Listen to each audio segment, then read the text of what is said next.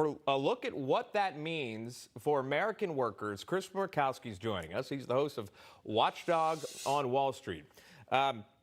Chris, good to see you. So breaking down these numbers, I got to ask you, how shocked were you? Were you shocked at all? Did you expect this? 235,000 jobs added in August. Economists expected more than 700,000, about 500,000 off. No, I won with my buddies where we basically bet on this. We don't bet. We just, man's bet, shake hand bet. I picked 300,000.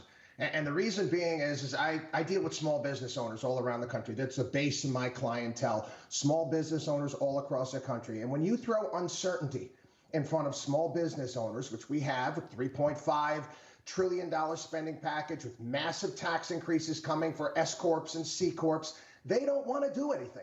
We could go back to the Obama years during the Great Recession there, and we were told recovery summer was coming. It didn't come because there was too much government involved, too much regulation, too much taxes. And until this minefield is cleared and there's some sort of clarity of what's going to happen next when people's taxes and regulation, we're going to have these muted jobs reports. President Biden is expected to speak at any moment, so if I interrupt you, I apologize. But President Biden is set to take the podium to address these numbers.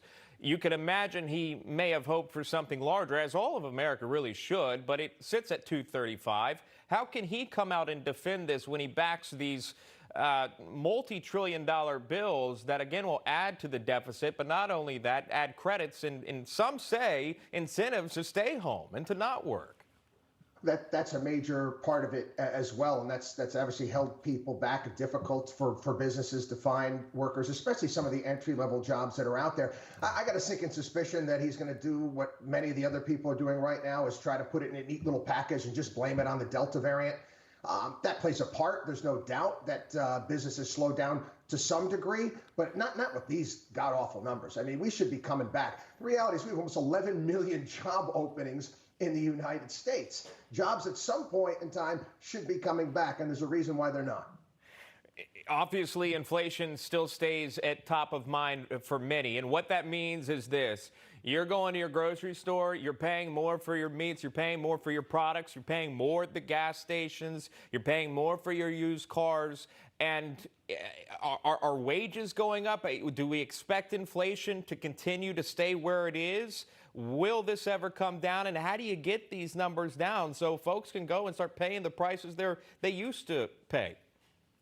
Yeah, I think that most of the nation does a collective eye roll when the powers that be come out and tell us that inflation is transitory or what's the other one? Sticky is the word that they're using now. Yeah, I think over the next couple of years, we'll probably see prices 10, 15, maybe 20% higher moving forward. There's a myriad of issues that we're dealing with, from obviously printing tons of money, money looking to find a home, too much money looking at too few assets. We've got supply chain issues trying to get goods over here. Homes in certain areas of the country that used to take 6 to 8 months to build are now saying over 2 years to build. This factors in.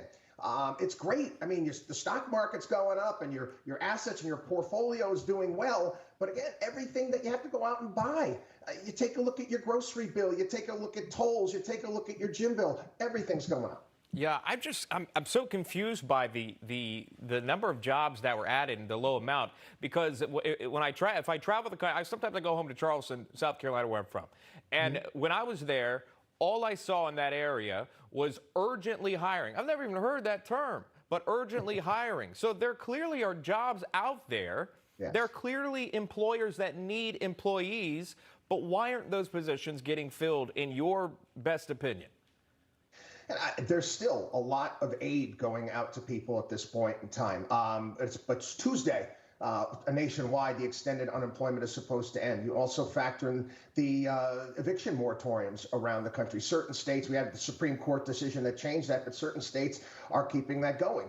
This past summer, you got more money coming to people who have children with the child care credit, tax credit that's going out. So many people are just saying, hey, you know what? I'm going to sit on the sidelines, I'm going to wait because I can continue to pay my bills with all of this money that the government continues to send me.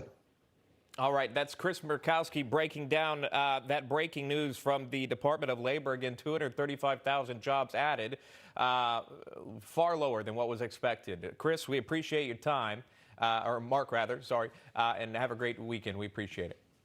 Thank you. You got it. Let me make sure I got that right. Yeah, Chris Markowski. Thank you, Chris.